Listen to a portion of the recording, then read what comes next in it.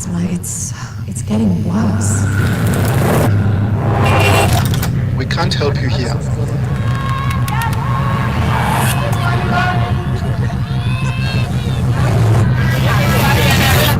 Can't help you now. Come back next week. Can someone please tell me what's going on? You must pay cash to be admitted.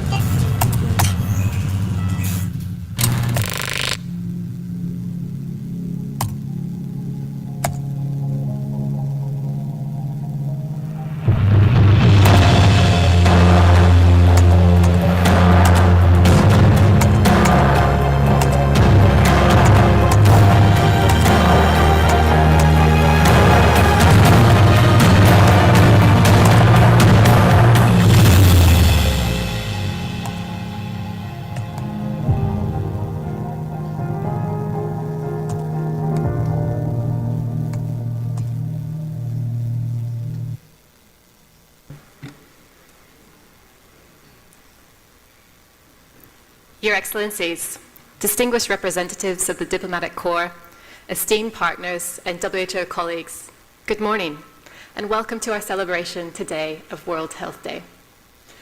Thank you for joining us today here at WHO's Regional Office for the Western Pacific. This is our regional hub that covers more than 1.9 billion people across this world, more than a quarter of the population. WHO in the Western Pacific supports countries from the Mongolian steppes in Southeast Asia, in Central Asia, to the east and the Pacific, like Pitcairn Islands, and to the south with our member states of New Zealand. My name's Laura Davison. I'm the Executive Officer for the Regional Director's Office here in the Western Pacific, and I'm filling in today for Karen Davila, who's unfortunately unwell. World Health Day is celebrated every year on April 7th. It's a day where we get the chance to mark WHO's founding and an opportunity to shed light on the health issues that are affecting people all over the world. This year, we're starting our celebrations a couple of days early on Friday, April 5th, with the theme of My Health, My Right. Ensuring the right to health for all people has never been more important as today, as our world grapples with multiple crises, from diseases to disasters, conflicts, and climate change. The right to health means that everyone, everywhere, should be able to get health care when and where they need it without financial hardship, no matter who you are, no matter where you live, or no matter your financial means. And the right to health doesn't stop at health services. It also means ensuring access to safe water, clean air, nutritious food, adequate housing, quality education, decent working conditions, and freedom from discrimination. Last year, we celebrated WHO's 75th anniversary. It was a moment to look back on the story of public health, reflecting on 3/4 of a century of progress, thanks to science-driven learning and the collaboration with governments and partners around the world. It's nice to see some familiar faces of those of you who were here to celebrate with us last year. This year, we're ushering in an exciting new chapter of this story as Dr. Saya Mau-Piukala begins his term as WHO's new regional director for the Western Pacific. The chapter is one that we, together as representatives of governments, partners, media, and communities, will write together as we strive towards realizing the right to health for all people. Ladies and gentlemen, it's now my great pleasure to invite Dr. Saya Mau-Piukala, WHO Regional Director for the Western Pacific, to the podium for his World Health Day address.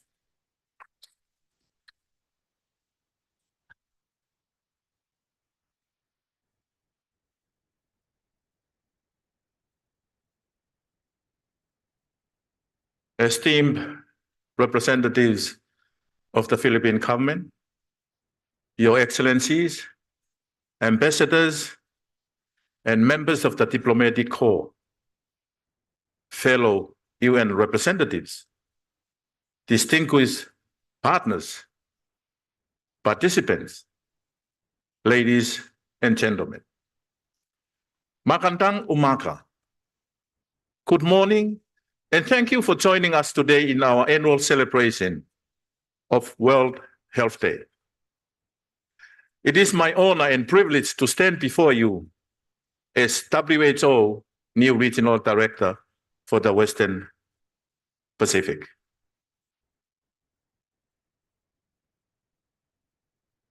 And as the first regional director from the Pacific.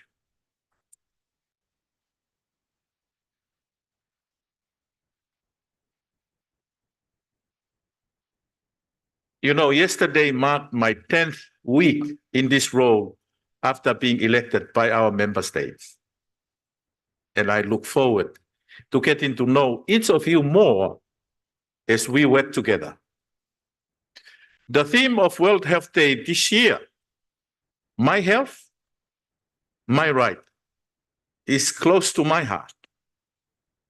As a surgeon and a politician who has served as Minister for Health, I have always believed that good health is best achieved by policies that are right-based. The work of the United Nations and of the World Health Organization as the leading health agency of the UN are founded in human rights. Back in 1948, governments around the world committed to deliver on the right to health when they adopted the Universal Declaration of Human Rights. It recognizes the right to a standard of living adequate for the health and well-being of a person and their family, and that is an equal and inalienable right for all.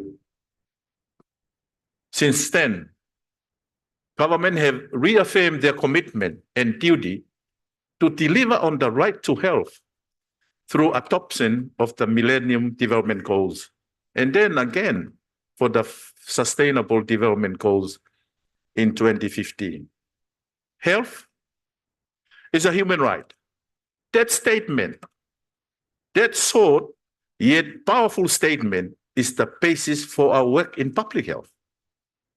It not only compels us to act, it mandates when and for whom we must act. We do not act only when people are sick or when people can pay for their treatment, or after the flood, or the pandemic, or even the disease outbreak. We act because health is a human right, and therefore it is our responsibility to ensure that all people everywhere, even in the furthest corners of our region, can exercise their right to health. We act because health is a human right, and therefore it is our responsibility to prevent the conditions that lead to poor health in the first place, even as we work to treat the resulting disease. My friends, we are committed to this vision, and we have much work to do. Unfortunately, health inequity remains one of the greatest challenges of our time. While this region has made significant gains in reducing infant, childhood, and maternal mortality, life expectancy has become longer. But in the post-pandemic period, we are seeing declines in all vital health statistics. And in too many parts of this region, there are two types of healthcare system, one for the rich and one for the poor. People born into poorer families or poorer nations, they do not have the same opportunities to achieve the highest attainable level of health as is their right. They are disadvantaged from birth. They get sick earlier. They are unable to access services. They die prematurely. And in sickness, the cost of care can be catastrophic for a family. Sickness in the family can mean children will not be able to go to school, or that there will not be enough food to meet nutritional requirements. Unfortunately, many people in our region do not realize that health is their right. Some learn early in life to accept what they were told is their fate, that they must endure pain for as long as they can, or wait in long lines, or even travel long distances to receive the care, or even borrow money and sell their possessions when someone in the family is hit by illness. Across the Western Pacific region, the numbers reflect this reality.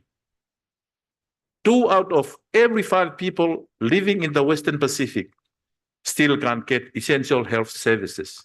That is staggering. 782 million out of the 1.9 billion people in the region that are struggling to find the basic care they need. An estimated 1 in 5 people in this region are paying 10% or more of their income in out-of-pocket health expenses. And the consequences are the most severe for the vulnerable, poorer and less educated groups, marginalized groups, those who live in poverty, both in developed and underdeveloped countries. In fact, even families with 2 working adults may be unable to afford the cost of healthcare and can be driven to economic crisis. It shouldn't be this way. But the good news is that so many health leaders in our region are working tirelessly to change this. During my early weeks in this role, I have been traveling to meet with healthcare workers and policymakers in our region. And I have seen and heard the passion, the dedication of so many to making our region one of the healthiest. I have seen a commitment to transforming existing health system, increasing the focus on primary health care with the aim of achieving universal health coverage. I have seen commitment to accelerating work on climate change and health, born from a recognition that our region suffers immensely from the health effects of climate change. And I have seen a never-ceasing commitment to prevent and prepare for future pandemics, building on the painful lessons of the last one. Across these priorities and so many more, one thing is abundantly clear: to achieve our goals and make this the healthiest and safest region, we must work together. It will take not just the health ministry, but the whole of government working together. Not just the government, but the whole of society working together. Not just the individual, but the family and the community working together. In many parts of Asia and the Pacific, families and communities come together to weave mats as part of our culture. Each member of the community contributes their part. And from those parts, we make a whole woven mat. In our region, we must do the same, bringing together our similarities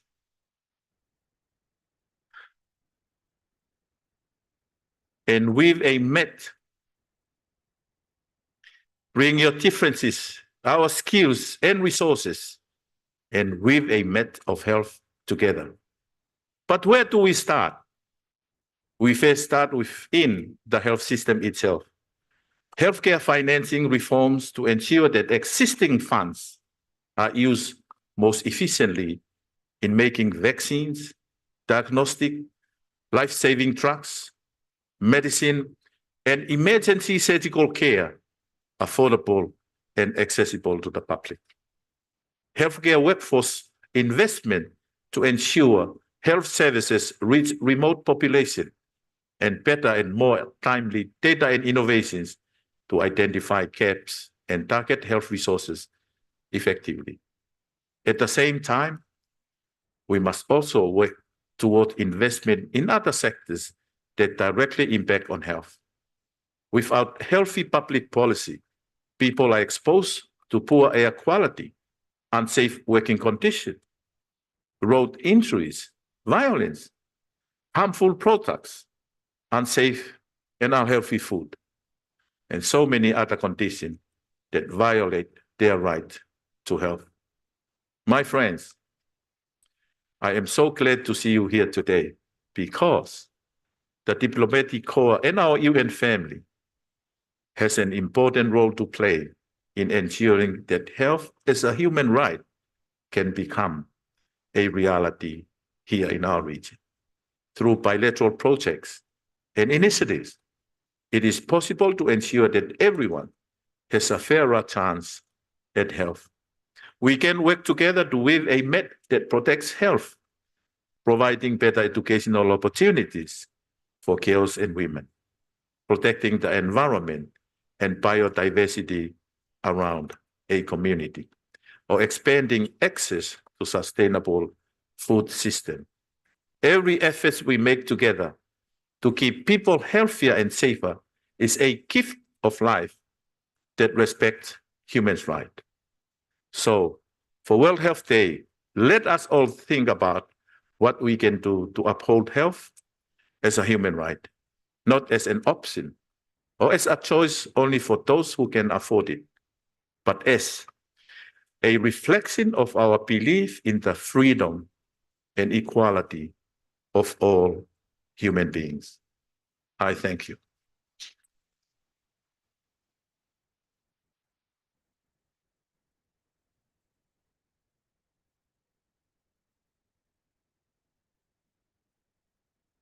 Thank you, Dr. Saya. You really shed some light on some of the sobering realities of the health landscape today. But also amongst those challenges, the message is clear. Together, we can create a world where everyone, everywhere, has the same opportunity to lead a healthy life. That's whether you wield the pen of a journalist, the stethoscope of a surgeon, the wisdom of an educator, or the authority of a government official. We each have the power to make positive changes to create a better and fairer world. And indeed, it is our collective responsibility. In the spirit of this, I'm now really pleased to hand over to our WHO Western Pacific Regional Office Music Company for a special rendition of Better World by Smoky Mountain.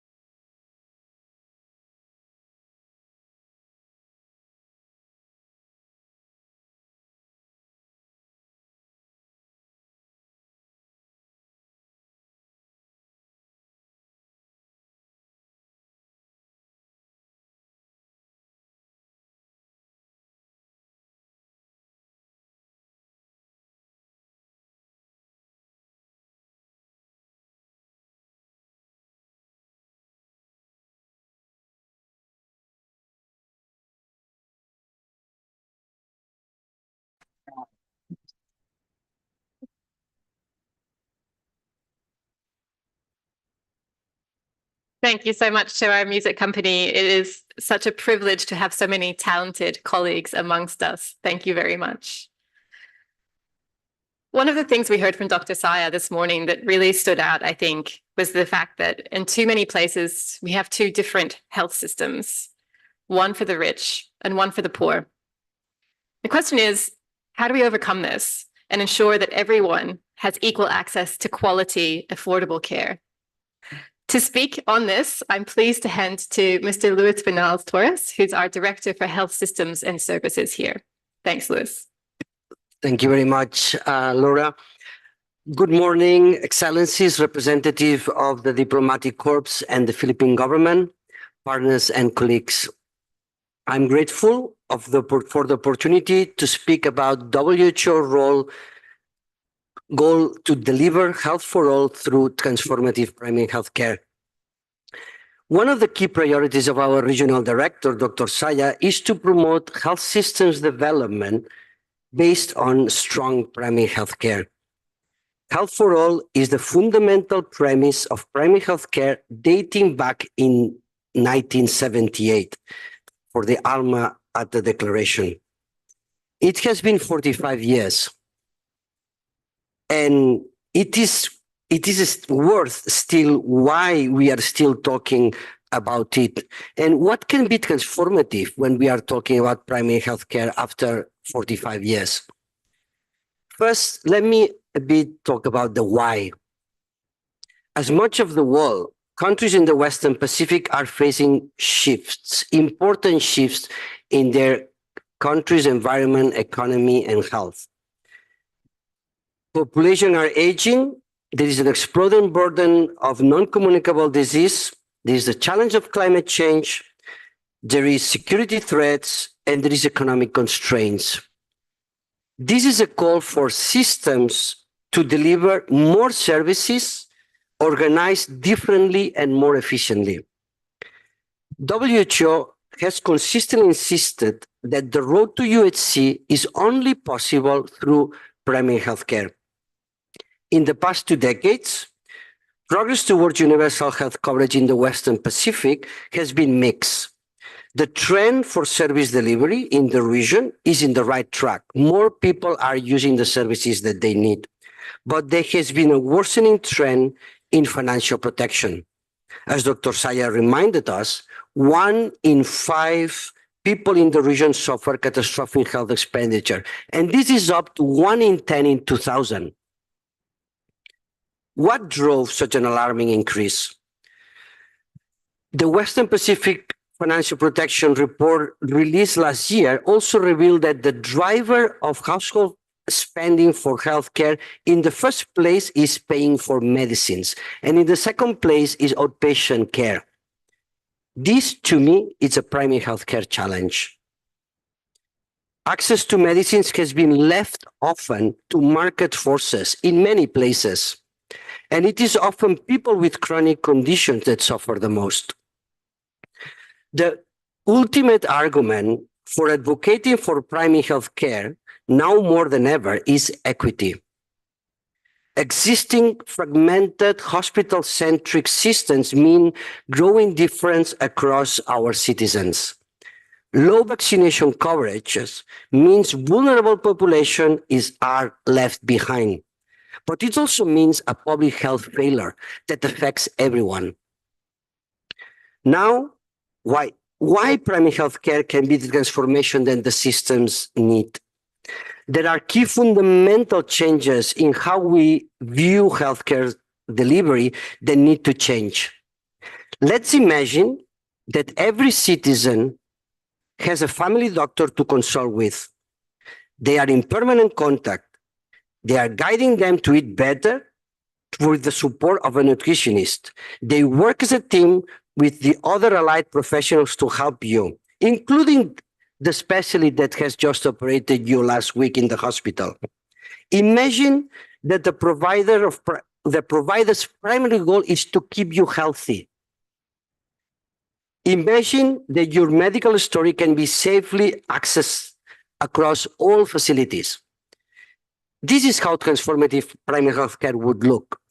Models of care catered to serve people's needs, creating a system that changes the incentives that currently operate.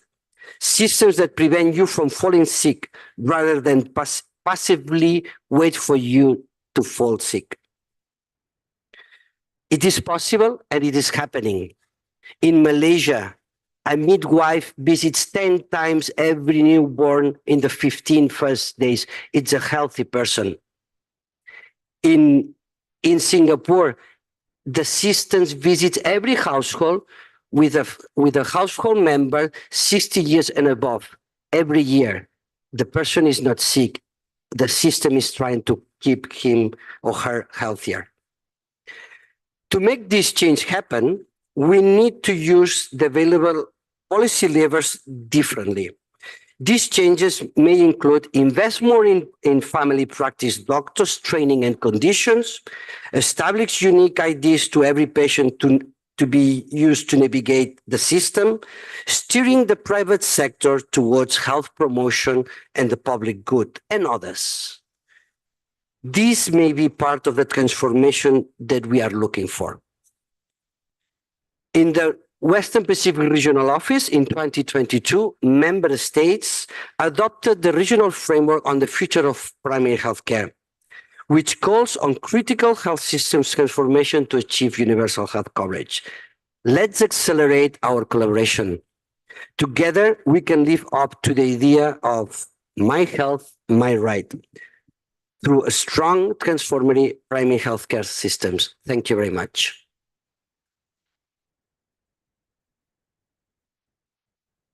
Thank you so much, Lewis.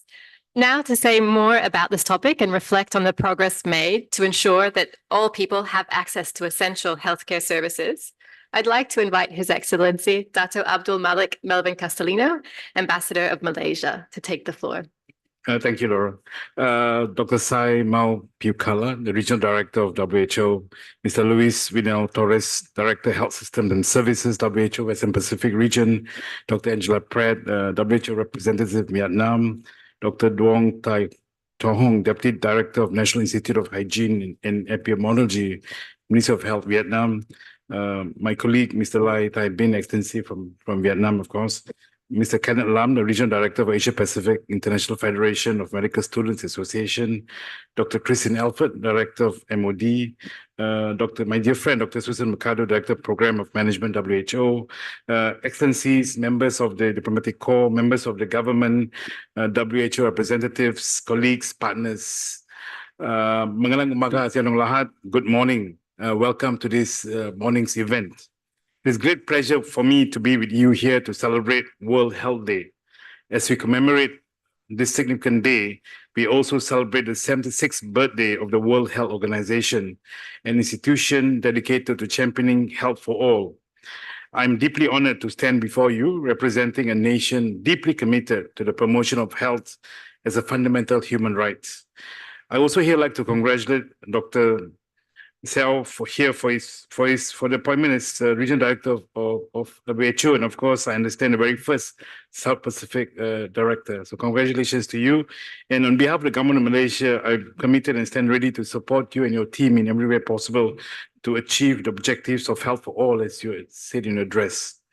The theme for this year's World Health Day, My Health, My Right, resonates deeply with the core values that Malaysia upholds. Health is a fundamental human right that must be protected and preserved for every individual, regardless of their background or circumstances. In Malaysia, we firmly believe that access to quality health services is not a privilege reserved for a select few, but a right that belongs to all.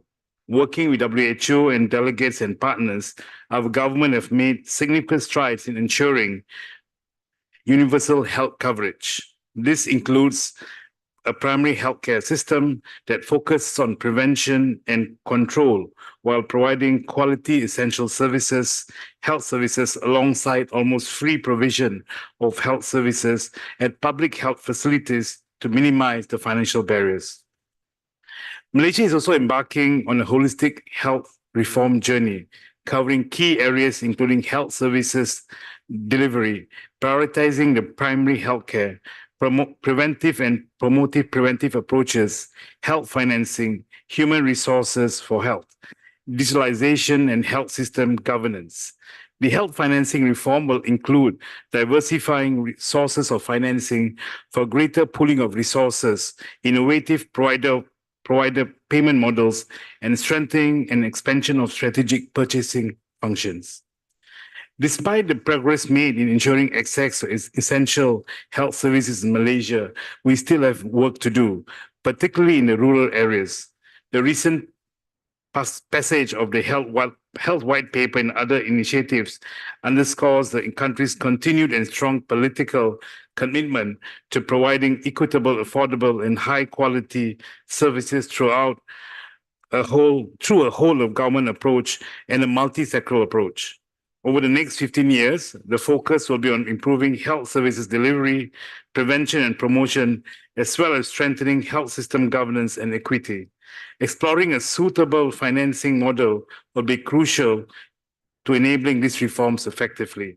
Ladies and gentlemen, as we cross the midway to Sustainable Development Goals deadline, we must all reaffirm our commitment to a multilateralism and international cooperation for accelerating universal health coverage.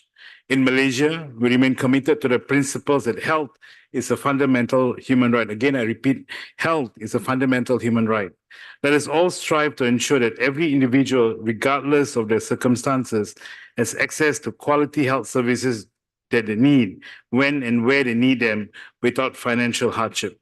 Let us all work together as partners and allies to build a world where health for all is a reality. After all, my health is my right. Once again, I'd like to thank you. I'd like to wish, of course, the Muslim brothers and sisters, Ramadan Kareem, and in a few days' time, we'll be starting a first Shawwal. And let us use this occasion of Shawwal to continue to foster trust, love, and of course, commitment to the ideals that we have set ourselves for. So thank you very much. Maraming salamat po, and thank you. Thank you. Terima kasih.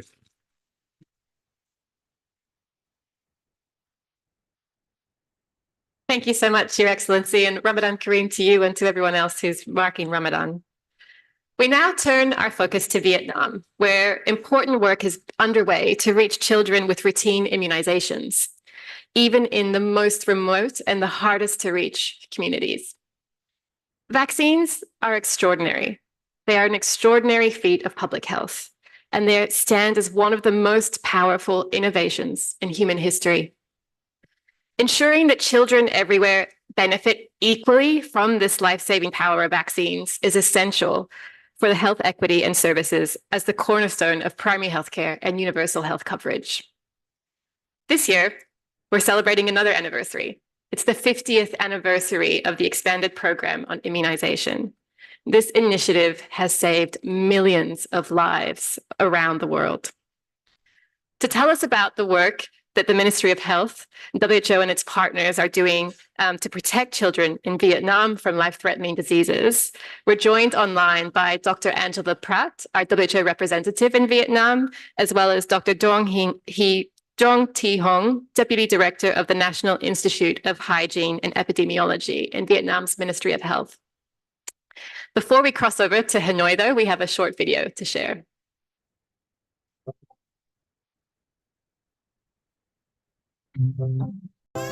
Trước khi chương trình này triển khai thì một tháng chúng tôi chỉ tiêm được từ 100 cho tới 150 trẻ thôi. Còn từ khi mà triển khai chương trình tiêm chủng ngoài trạm này thì chúng tôi thấy cái tỷ lệ tăng lên rất là nhiều. Một tháng chúng tôi có thể tiêm được từ 200 cho tới 300 trẻ.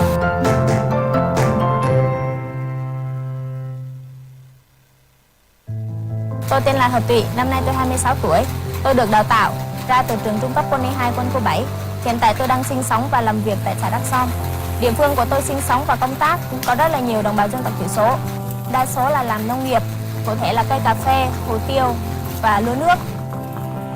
Hàng ngày công việc tại trạm của tôi là tôi khám và chữa bệnh thông thường cho bệnh nhân và thực hiện chương trình tiêm chủng ngoài trạm. Tập huấn chương trình tiêm chủng ngoài trạm về mặt lý thuyết thì tôi được học hỏi thêm cách mà quản lý đối tượng và làm các báo cáo. Về mặt thực hành tôi được nâng cao năng lực chuyên môn, khám sàng lọc cũng như là xử trí trước và sau khi tiêm chủng.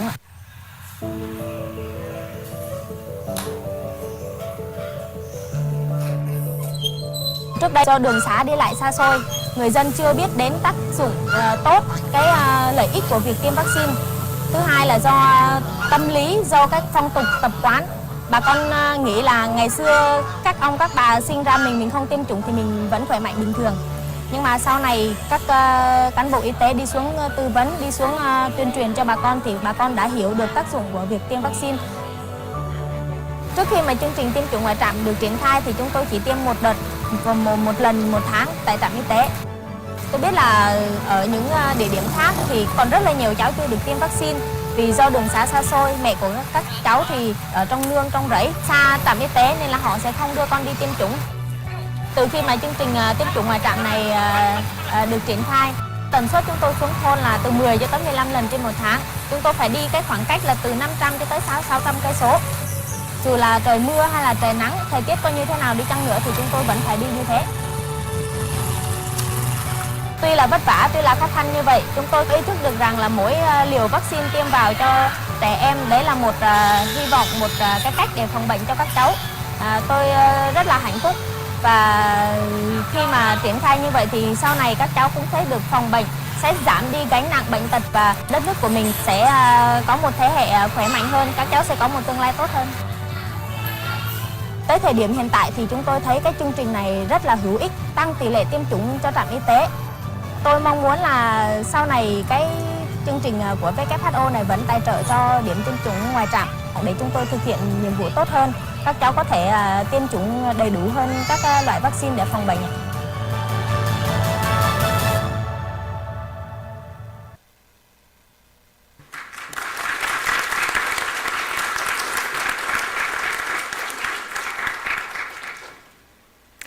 Dr. Pratt and Dr. Hong, thanks for joining us online.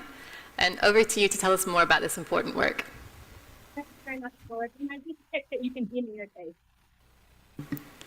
We can hear you. I'm just going to get a little bit more volume in the room as well, though. 1 second. Okay, go ahead, Angela. Thank you very much, Laura. Regional Director, Dr. Saya Mau Puakala, Excellencies and colleagues from the Diplomatic Corps in Manila, and in particular, I would like to acknowledge His Excellency, the Ambassador of Vietnam to the Philippines, Mr. Lai Tai Bin, representatives of UN agencies and health partners, other distinguished guests, colleagues, friends. Chào buổi sáng, or good morning from Hanoi. It's really a great pleasure and a huge privilege to be joining you this morning virtually, alongside my colleague, Dr. Dung Thi Hong, who's Vietnam's expanded program on immunization, or API manager, as well as the Vice Director of the National Institute of Hygiene and Epidemiology, and you'll hear from her in a few minutes. I want to start by saying how much I love the video that we have just shown you, because it highlights an extremely important area of work for us, and that is making sure that every child in every corner of Vietnam is protected from vaccine-preventable disease. But I think it also highlights in just a couple of short minutes some of the challenges and realities on the ground in making that happen. I also love how the video highlights some of Vietnam's incredible diversity. We are joining you here from bustling, busy, vibrant Hanoi today, but much of Dak Nong province where that video was shot, as you saw, is paddy fields, jungles, rice-terraced mountains. Along with its incredibly beautiful and diverse landscapes, the people of Vietnam are also very diverse. The country is home to more than 50 ethnic groups, many of whom live in small villages in remote mountainous areas, far from paved roads, as you saw in the story. So like the people that we saw in the video, many people from ethnic minority communities earn their living from cultivating crops like coffee, pepper, rice, often spending a lot of time away from home to do so. Now, even before the COVID-19 pandemic, these people in these communities were less likely than their lowland and urban counterparts to access essential health services like routine childhood immunization. When the pandemic disrupted many routine health services, it exacerbated long-standing challenges and inequities that many of these communities had faced.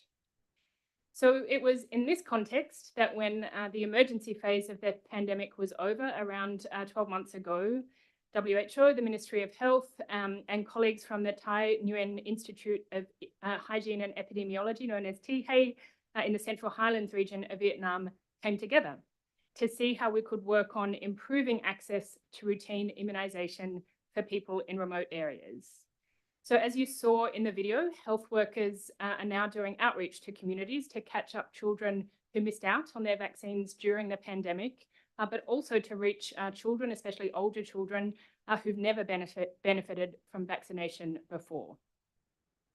I also wanted to mention that we've been trying out using routine immunization as a platform for offering other kinds of health services, like screening for hypertension and diabetes.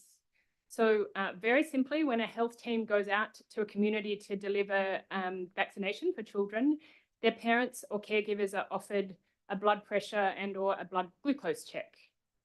We're already hearing just how life-changing it is for people who've never had these checks before to be diagnosed. We know what a big problem hypertension is, for example, and then get onto treatment as a result of these checks, improving their overall health and well-being. It's a very simple and straightforward intervention, but it's one that hasn't happened enough before, in part because of the fragmented way that health services are often delivered, as Lewis alluded to in his presentation earlier. Now, we still have a very long way to go to make sure that to have the kind of reach and impact that we're looking for from this program, but the early phases are very promising and they're delivering really exciting results. And on this, I just would like to take a moment to acknowledge and thank the European Union and DFAT of the Australian government for your financial support, which has enabled us to carry out this work. And of course, much of this success is due to the enthusiasm and commitment of dedicated healthcare workers like Dr. He Thuy, who you met in the video, herself from an ethnic minority community.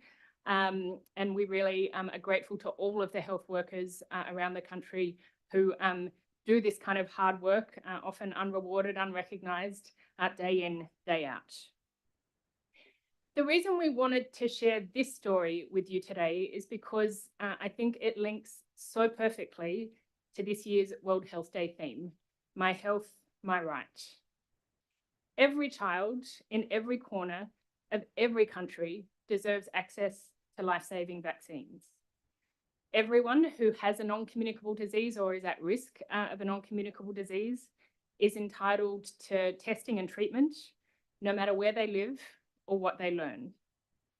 Everyone should be able to enjoy the highest attainable standard of health. We've made incredible progress in Vietnam and around the world towards achieving this goal. But I think as the story we shared with you just now in the video shows, we still have so much more to do. So for us here in Vietnam, this World Health Day is a good moment to remind ourselves of the work still ahead of us, to deliver on our mission of making sure that everyone, everywhere, is able to live a long, healthy, and happy life. We're very proud today to be able to share just a small snippet of the work that we're doing alongside our wonderful Ministry of Health colleagues and other partners towards this goal. So on that note, I want to end my brief remarks by wishing all of you a healthy and happy World Health Day. And it's now my really great pleasure to hand over to Dr. Hong, who will speak on behalf of Vietnam's Ministry of Health. Dr. Hong, over to you. Thank you. Regional Director Dr. Saya Mayu Piukala, Excellencies and other colleagues from diplomatic community, representative of UN agency and health partners, Dr. Angela Press, WHO representative in Vietnam and as a member of WHO workforce. Other distinguished guests, colleagues and friends, good morning. Let me start by thanking WHO for inviting me to speak today on behalf of Vietnam EPI on this very special day. This year's World Health Day, which take place on Sunday, April the 7th, has the theme, My Health, My Right. The theme stresses the need for countries to accelerate actions toward universal health coverage so that all people can access quality health service when and where they need them and address other key health threats. Of course, there is still a long way to go achieve this aim, But I would like to take a moment to talk about one of great success story of modern medicine, one that have saved millions of lives, vaccination. The expanded program on immunization was launched 50 years ago, building on the momentum of the successful eradication of smallpox. It aimed to ensure that all children in all countries benefit from life-saving vaccine. This program has evolved into what is now commonly known as the Essential and Priority Program on Immunization. In over 40 years, Vietnam has a remarkable success in immunization. We have eradicated polio, eliminated neonatal tetanus, controlled measles, saving thousands of lives from deadly childhood disease. However, the COVID-19 pandemic brought unprecedented changes program. As health service was disrupted, health center closed, families was locked down. Of course, routine immunization was disrupted. Immunization coverage has dropped in lowest level in 20 years in Vietnam. In 2020, 97% of children were fully immunized. That rate fell to 87% in 2021-2022, leaving hundreds of children unprotected against vaccine-preventable disease. The video shown earlier has given you tests of our immunization work, which included a government direction to target catch-up campaign in 2022 and 2023, diverse approach such as a mobile vaccination and integrating vaccination with other health service, and active training and capacity building for frontline health workers, with effort of EPI staff at all levels. A total over 800,000 shots were provided for catch-up campaign and SIA activity.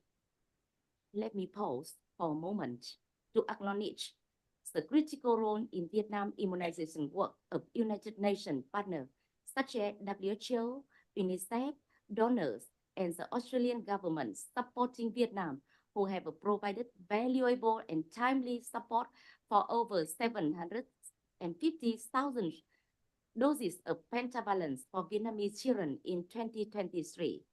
This support has been immensely helpful to reducing the vaccine shortage period in 2023. Vietnam now successfully reconnects the vaccine supply chain by the end of 2023 after almost 10 months of disruption, ensuring continued to access vaccine for children and pregnant women. The ministry has been developing a catch-up vaccination policy and guidelines to ensure the equitable access to essential immunization for all children in Vietnam. Together with our partners, the government is committed to implementing catch-up vaccination as focus of the National Immunization Program to close immunization gap and as an integrated part of healthcare system. Vietnam has taken proactive measures to address the challenges and improve immunization coverage. EPI has worked hard to reduce inequality and in assessing vaccination and other health services for people in remote and hard-to-reach areas. In the first 2 months in 2024, 5.5 million vaccine doses was provided to children. More than 1 million vaccine shots was also provided to catch up for under-vaccination children in 2023. We really received support from WHO in Vietnam. In the next 2 years, the EPI and international organization will implement comprehensive plan to enhance routine immunization efforts, providing children who have not been vaccinated and as an opportunity to large-scale catch-up vaccination campaign, move-up activity, and start checking vaccination history upon school entry. In the meantime, effort will be continued to reduce the inequality in vaccination access and other health services for people in remote and hard-to-reach areas. Vietnam is doing everything possible to protect children against vaccine-preventable disease. Addressing this key health threat is just one way that Vietnam contributes to World Health Day theme this year. In closing, I would like to wish you all a happy and healthy World Hand Days. Thank you very much.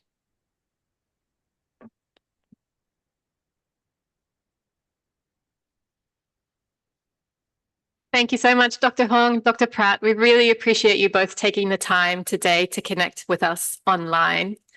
And now I'm glad to bring us back to the room and turn to His Excellency Lai Tai Bin, Ambassador of Vietnam to the Philippines, for some additional reflections on this work.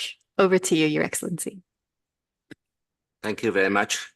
And Dr. Piukala, WHO Regional Director, Your Excellency, representative of the diplomatic corps and the Philippine government, as well as the international organizations, esteemed guests and partners.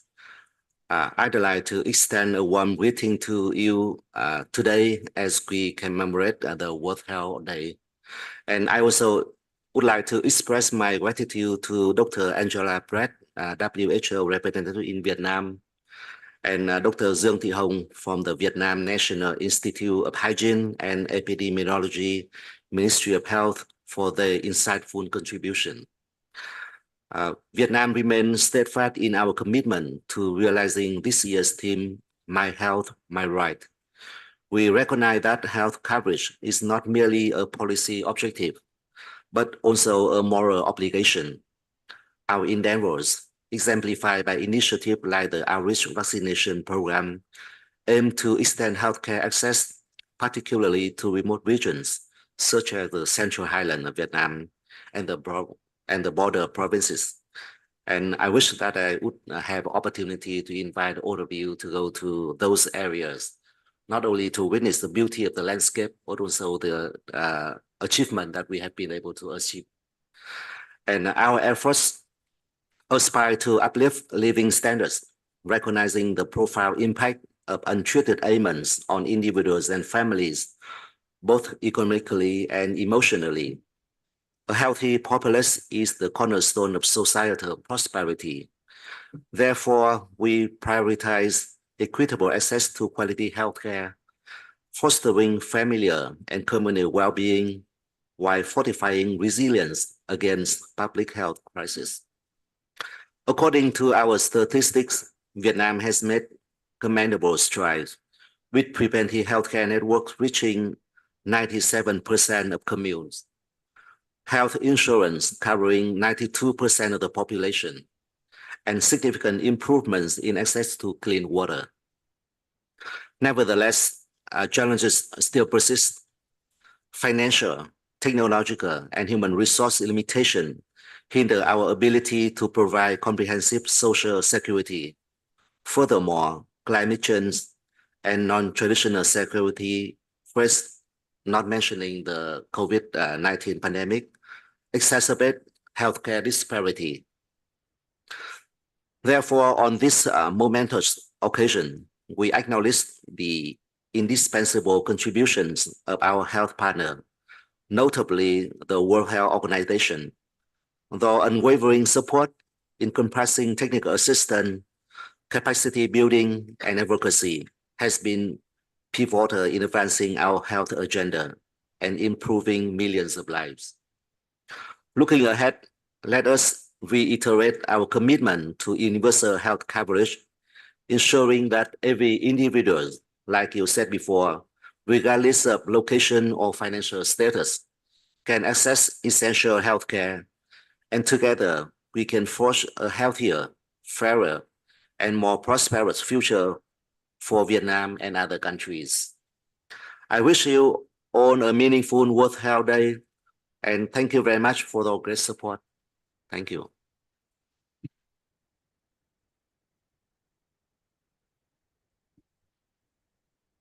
Thank you so much, Ambassador, for those great words and also for the lovely invitation that you may find many people taking you up on to visit the beautiful country of Vietnam.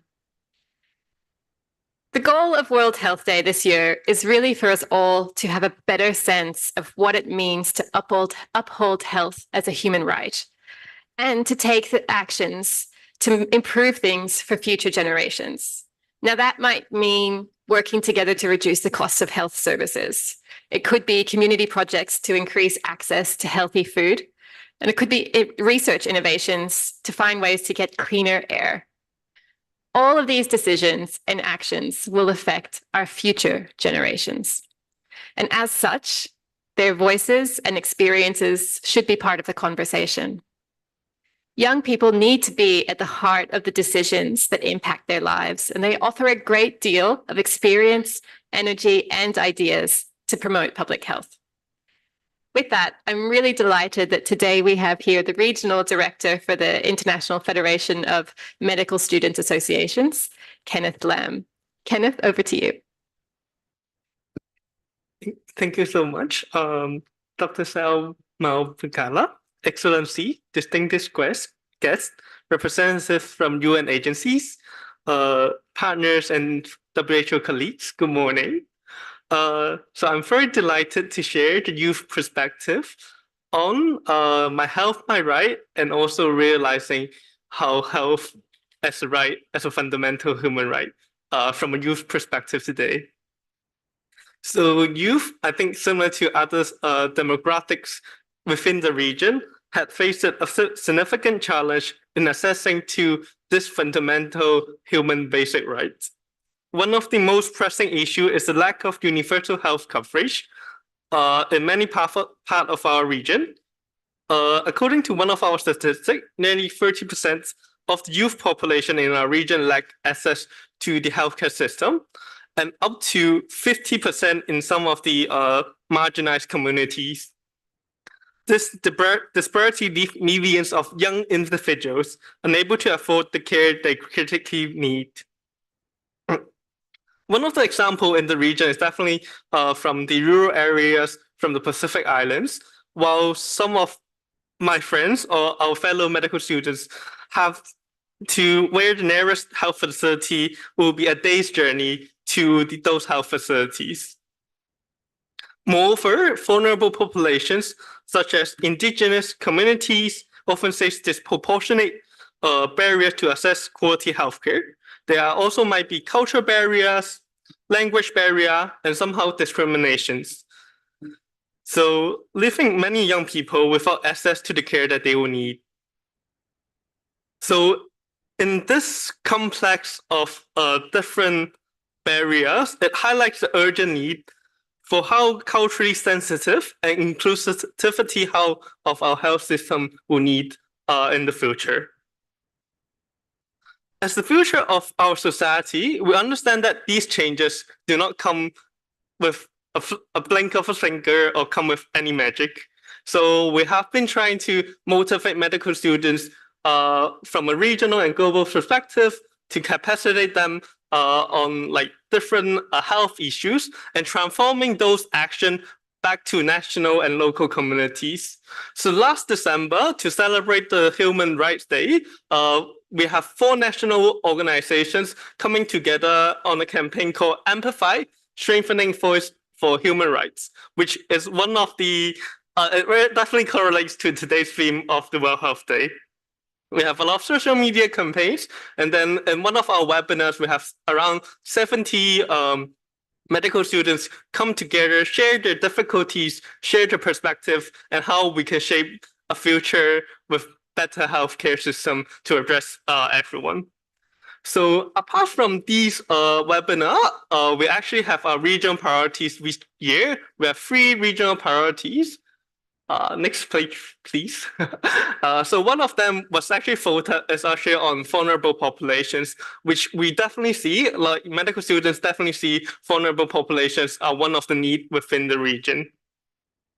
So as a young people myself, or young person myself, I was always inspired by my young colleagues giving a lot of unique perspective and also innovative mindsets to champion inclusive and equitable healthcare policies.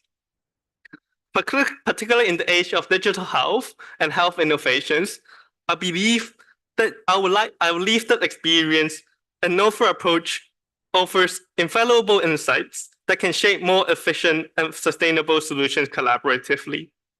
Therefore, it's important to invest in youth-led initiatives, providing youth with the necessary resources and platforms, and fostering meaningful participation in the development of these health strategies.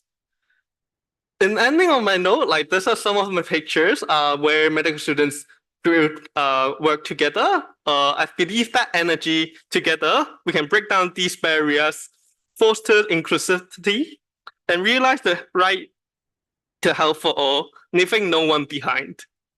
Let us unite in our effort to create a future where every young person, regardless of the background of circumstances, has access to the healthcare they deserve, just as envisioned by the United Nations Sustainable Development Goals. Thank you and enjoy the World Health Day together. Thank you.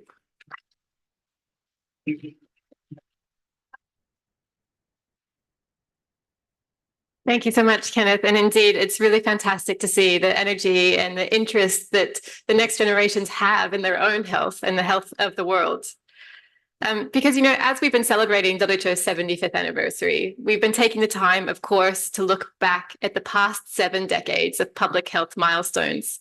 But we've also been thinking about what the next 7 decades look like and the future of health. This isn't an easy thing to do, I would say. And luckily, we have some people who are quite skilled, particularly around looking towards the future and planning for it.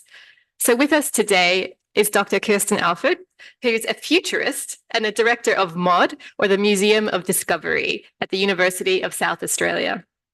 So let me hand over to Dr. Alford to tell us a little bit about her thoughts on how we might shape the next 7 decades of public health.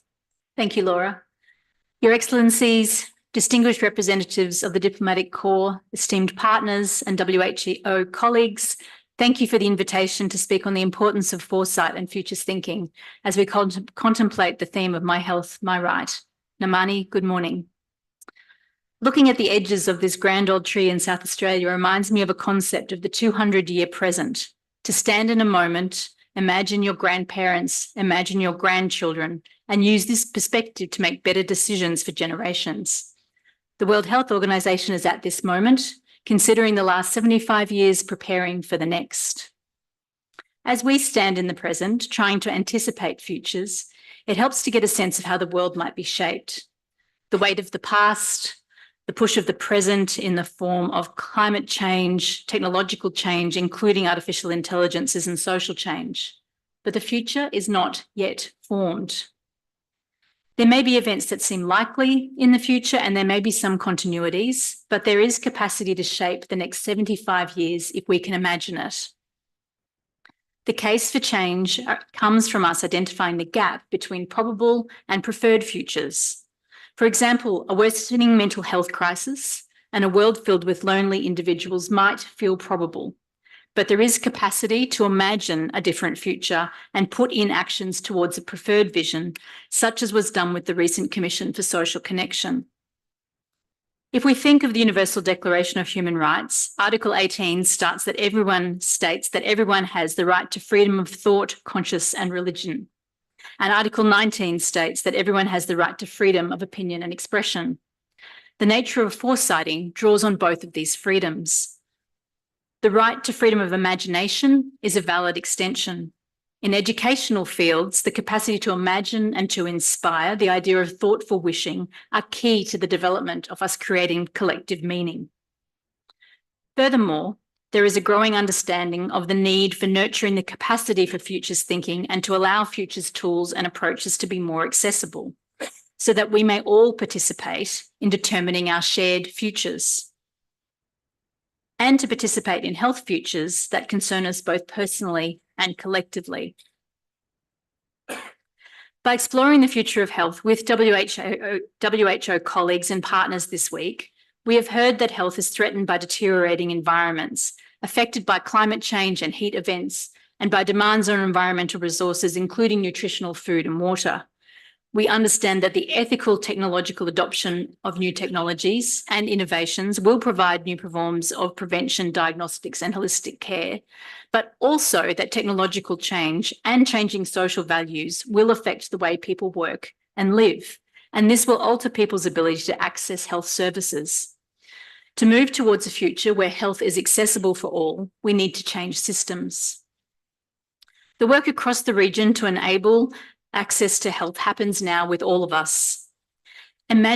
By engaging people in futures practices to imagine alternative futures and to find new solutions and approaches, we can better anticipate and proactively prepare.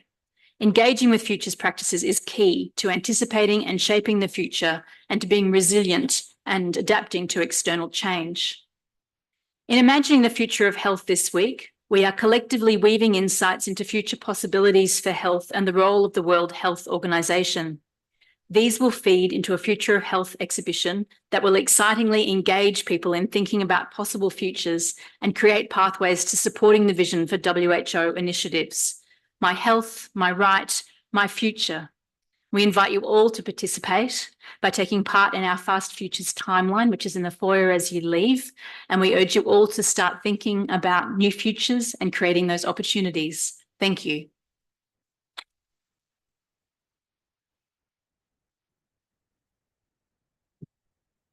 Thank you so much, Dr. Alford, and I hope you can all take the time after this to have a look at the activity outside. We're drawing towards a close of today's program as we've been celebrating My Health, My Right. But to help us really make this a celebration, I'm very pleased to welcome some more of our very talented colleagues for a special performance by WHO Western Pacific Regional Office Dance Company. Please enjoy, and if you feel so inclined, please do feel free to join in.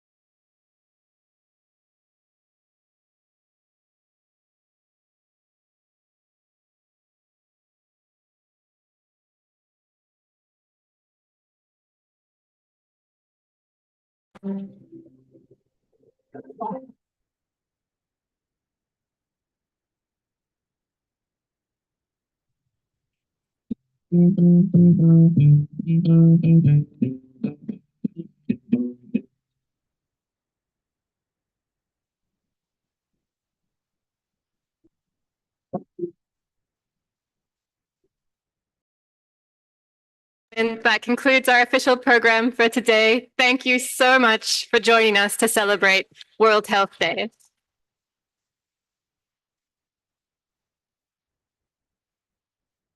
To everybody joining us online, thank you. We really appreciate you being here. And to everyone in the room, we'd love to welcome you to the center of the horseshoe for a photo. And after that, we'll move outside where we've got some nice refreshments for everyone. Thank you again.